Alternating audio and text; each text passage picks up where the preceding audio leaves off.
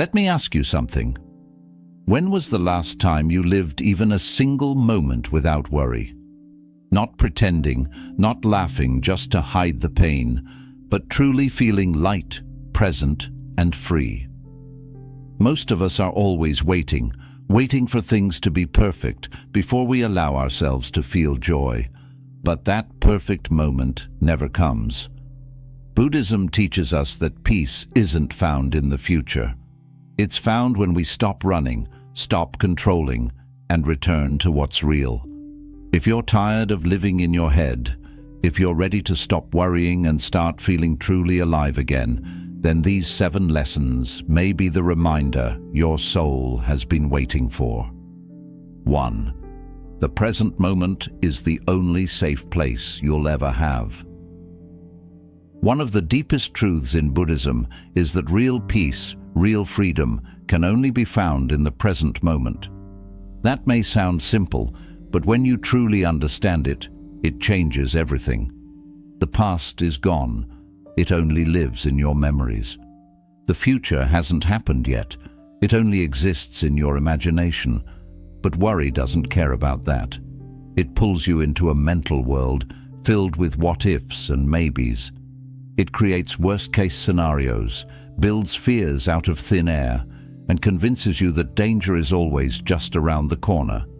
And because you keep thinking about those fears, your body and mind start to react as if they're real, even though you're completely safe right now.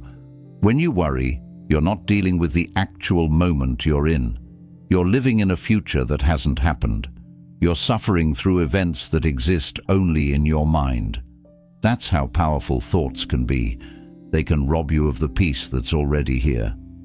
But the moment you bring your awareness back to what is truly happening, your breath going in and out, the feeling of your feet on the ground, the sounds around you, something shifts. Your nervous system begins to calm down. Your chest feels lighter, your thoughts slow, because the present moment is not just an idea. It's a place, a refuge. It's the only space where life is actually happening. Everything else is just noise. And here's the most important part. Worry cannot survive when you're truly present. It feeds on imagination. It dies in reality. When you are fully grounded in the now, there is no space for fear about what hasn't happened yet. The mind may still try to pull you back into worry. It may whisper, "What if tomorrow brings bad news?" But you can learn to gently speak back to it, saying, "I don't need to solve tomorrow right now. Right now, I am safe. Right now, I am breathing, and that is enough." With practice, this return to the present becomes easier. It becomes your anchor, your home, your safest place to be. And the more you return, the more you realize you were never supposed to live in fear of the future. You were always meant to live in the freedom of now. 3. Acceptance is not giving up. It's giving yourself permission to breathe. We often confuse acceptance with weakness. We think that if we accept something difficult, it means we've stopped trying, that we've failed, or that we're giving up on changing things.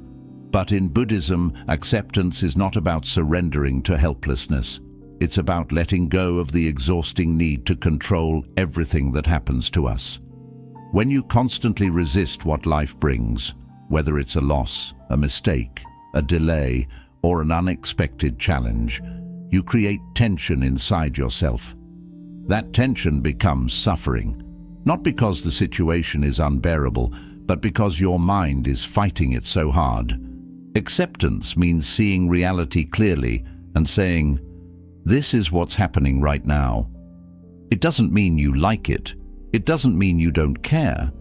It simply means you stop pretending it's not real.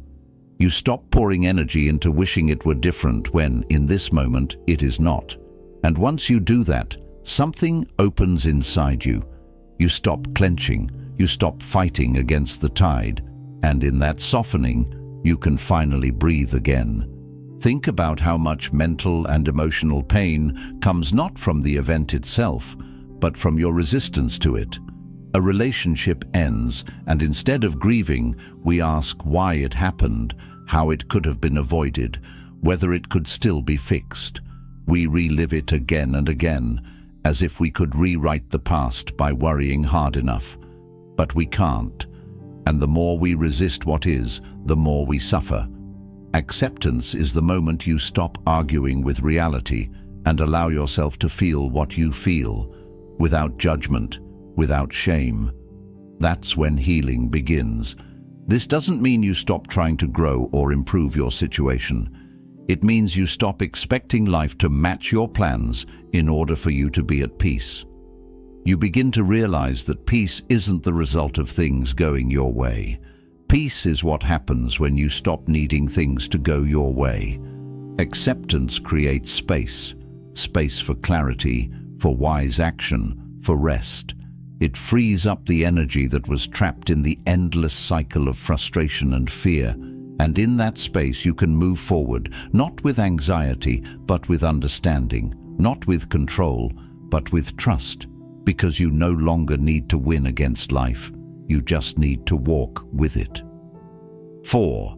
Not every thought deserves your attention or your belief. The human mind is an incredibly powerful tool, but it can also be an incredibly noisy and confusing place. Every single day, thousands of thoughts pass through your awareness, some helpful, many repetitive, and far too many based in fear, doubt, and insecurity. One of the core teachings in Buddhism is the understanding that you are not your thoughts. This simple truth, when fully grasped, can transform your inner life. Just because a thought appears in your mind doesn't mean it's true, and it certainly doesn't mean it deserves your full attention or your belief. Worry thrives on unexamined thoughts. It begins with a single whisper. What if something bad happens? And suddenly, you're following that thought down a spiral of imagined worst-case scenarios. You feel anxious, unsafe, uncertain, not because something real is happening, but because your mind has tricked you into believing a story that hasn't even come true. That's the danger of believing every thought you have. It can take you away from reality and into a place of fear, stress, and emotional exhaustion. But here's what Buddhism teaches us. The mind is like the sky, and your thoughts are like clouds. Some clouds are light and beautiful, others are dark and stormy, but none of them are permanent, and none of them define the sky. The sky remains untouched, even when storms pass through it. In the same way, your true self, your awareness, is much deeper and calmer than the thoughts that pass through it. When you begin to observe your thoughts instead of getting pulled into them, you develop what's known as mindfulness. You start to see thoughts for what they are, temporary mental events, not absolute truths. So when your mind tells you, "I'm not good enough," or "I can't handle this," or "everything is going to fall apart," you don't have to argue or panic. Instead, you can pause, breathe, and gently say, "This is just a thought. It's not a fact. I don't have to believe it." That simple awareness can stop the chain reaction before it begins. And over time, you start to create space between you and your thoughts. You no longer feel like a victim to every fear that rises. You begin to feel free, not because you've silenced your mind completely, but because you've stopped obeying every story it tells. The more you practice this, the more peace you'll experience. You'll still have thoughts, of course, but they won't carry the same weight. You'll be able to notice them, let them pass, and return to the calm center within you. That's what mindfulness does. It trains you to live with awareness instead of reactivity. It teaches you to stop letting your thoughts pull you in every direction. And when you master this inner stillness, worry no longer controls you. You become grounded, clear, and calm, not because life is perfect, but because your mind no longer needs to be. 5.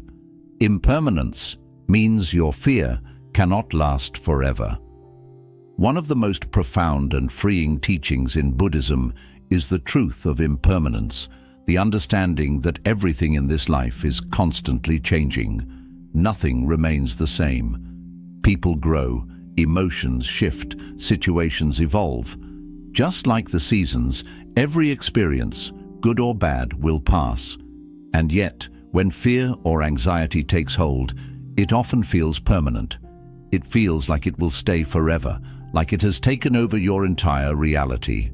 But the truth is, no matter how overwhelming the fear may seem, it will pass. It always does. Think back to the moments in your past when you felt lost, anxious, heartbroken, or uncertain. At the time, those feelings might have seemed unbearable. But here you are. You survived them. You made it through. And now, those same experiences live only in memory. That alone proves something powerful. Emotions, no matter how intense, are temporary. Even the deepest pain has a lifespan. And once you start seeing emotions this way, especially worry and fear, you stop identifying with them. You stop saying, "I am anxious," and instead begin to understand, "I am experiencing anxiety, and like everything else, it will pass." When you forget impermanence, you panic. You feel like things will always be this hard, this uncertain, this painful. But when you remember it, you create space between you and your suffering.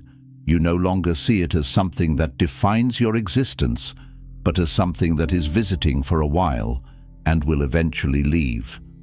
This is not just a comforting idea. It's a spiritual truth that is reflected in nature, in life, and in every experience we go through. The storm doesn't stay. The night always gives way to dawn, and even the heaviest emotions lighten with time. This understanding also helps you approach your emotions with more patience and gentleness. You stop trying to rush healing or force yourself to feel better. Instead, you learn to sit with your discomfort without fearing it. You let it move through you like a wave, rising, peaking, and eventually receding. You learn to breathe with it, not fight against it. You trust the process, because now you know with complete certainty that you are not stuck. You are simply in a temporary moment of difficulty, and that moment, like all others, is already passing. So when worry shows up, and your chest tightens, and your mind begins spinning stories about what might go wrong, take a step back. Place your hand over your heart. Remind yourself gently, this is only a moment.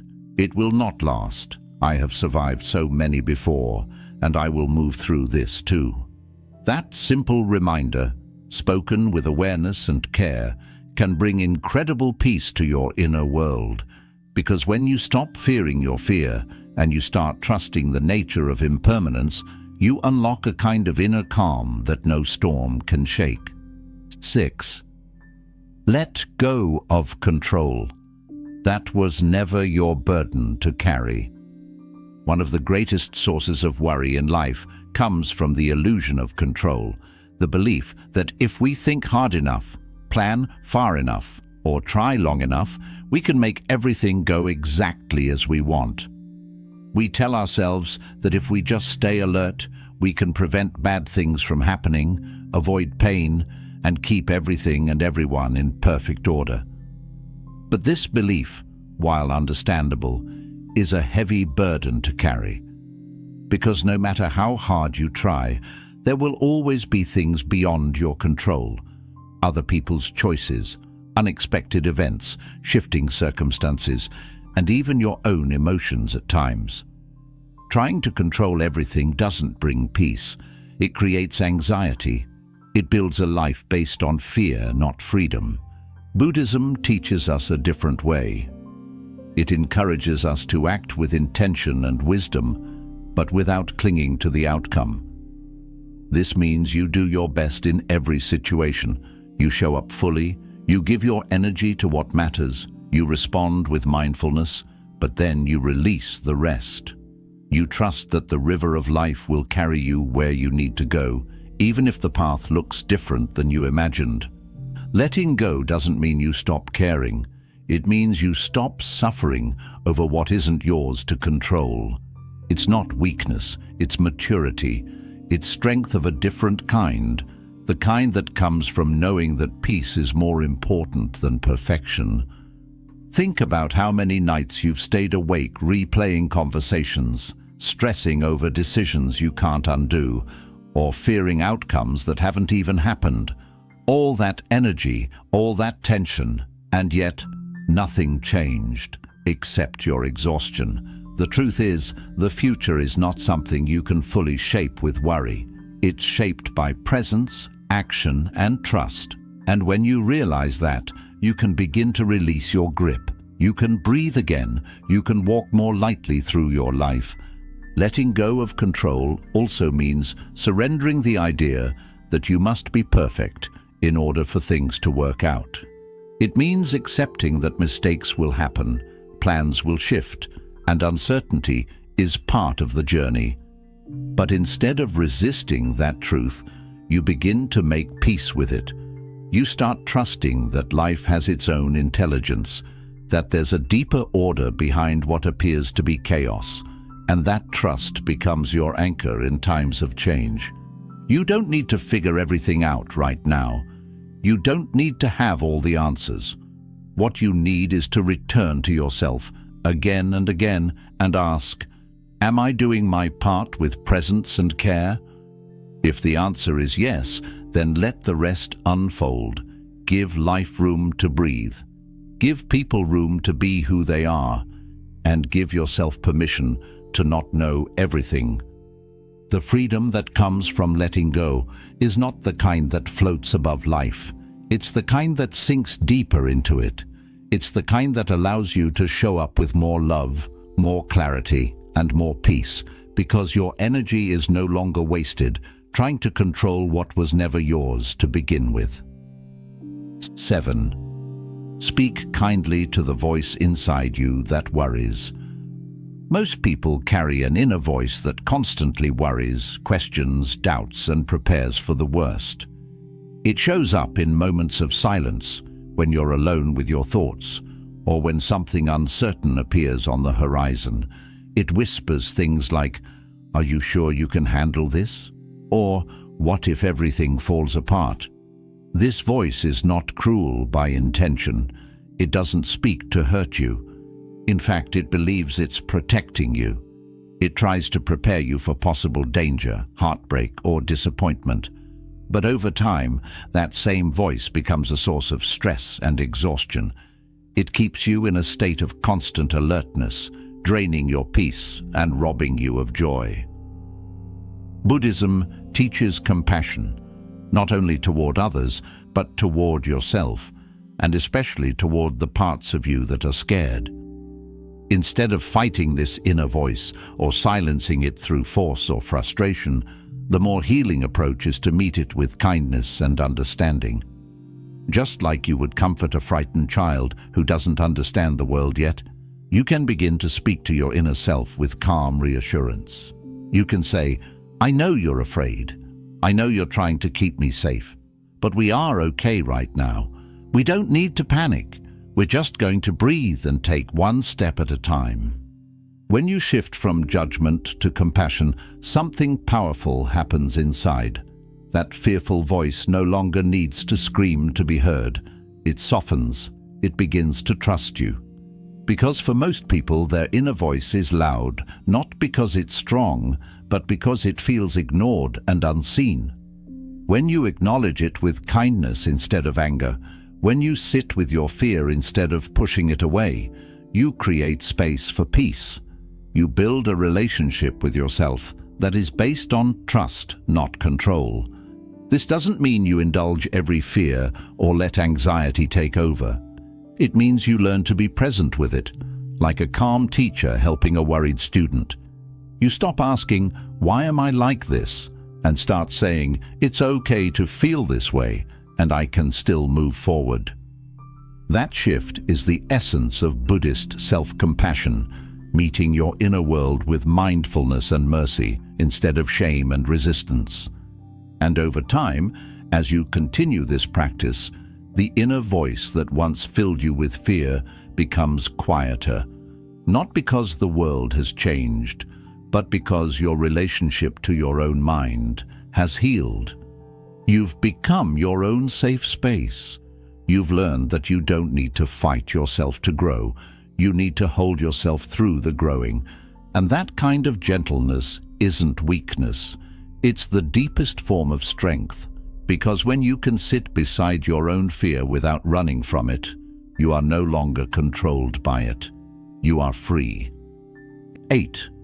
Joy is not a reward for a perfect life. It is a practice you can begin today.